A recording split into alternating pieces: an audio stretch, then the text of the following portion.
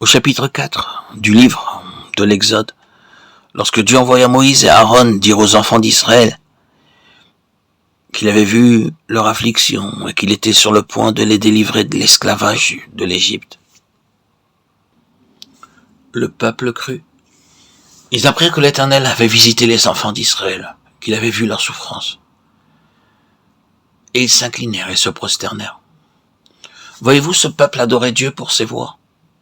Toujours à nouveau, Dieu introduit des circonstances dans notre histoire, pour que nous ne puissions faire autrement que de l'adorer. Cela fut vrai pour le serviteur d'Abraham, mais ce qui nous est rapporté dans ce passage, c'est quelque chose de différent. Il n'y avait eu aucun changement dans la condition du peuple de Dieu lorsqu'ils eurent courbé leur tête dans l'adoration. Ils savaient uniquement que Dieu avait vu leur affliction et qu'il allait les délivrer.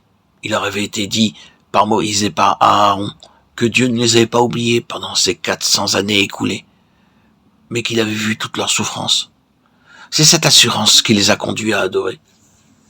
Nous sommes souvent incapables d'adorer Dieu parce que, dans nos épreuves, nous pensons que Dieu nous a oubliés. Nous sommes déprimés à cause des difficultés quotidiennes qui se prolongent. Mais quelles sont les difficultés qui peuvent durer 430 ans? Nous avons été malades et avons longtemps espéré la guérison. Nous sommes restés sans travail pendant des années sans encore avoir de travail. Ceux qui sont nos proches refusent de croire au Seigneur.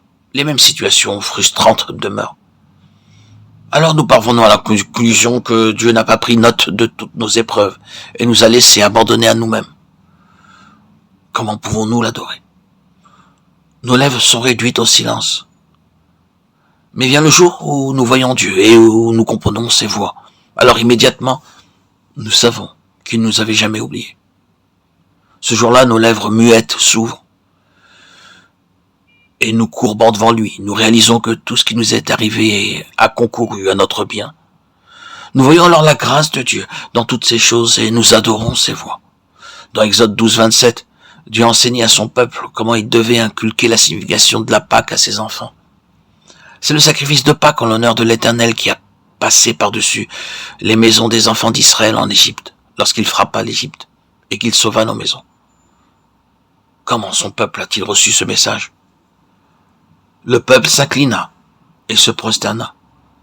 Remarquons que la Pâque était essentiellement un sacrifice commémoratif. Comme tel, il produisait invariablement l'adoration. Dieu avait détruit le premier-né dans chaque maison des Égyptiens, mais il était passé par-dessus toutes les maisons des enfants d'Israël. Lorsqu'il se souviendrait de la distinction que Dieu avait faite entre son peuple et le monde, et la différence entre leur destinée et celle des Égyptiens, il ne pourrait s'empêcher de l'adorer. La fraction du pain, comme la Pâque, est un mémorial, une occasion pour nous rappeler l'œuvre puissante accomplie par Dieu, en nous séparant du monde. Et ce rappel engendre l'adoration dans nos cœurs. Nous sommes émerveillés de voir comment il a pu nous séparer du monde. Nous nous émerveillons de ses voies et l'adorons. Lorsque le peuple de Dieu vit que toutes les maisons de l'Égypte avaient été frappées et que la destruction avait épargné seulement leur premier-né, pouvait-il ne pas adorer Dieu? Et nous, qui avons été les bénéficiaires de nombreuses grâces et qui avons été conduits dans ces merveilleuses voies, comment ne pas l'adorer aussi?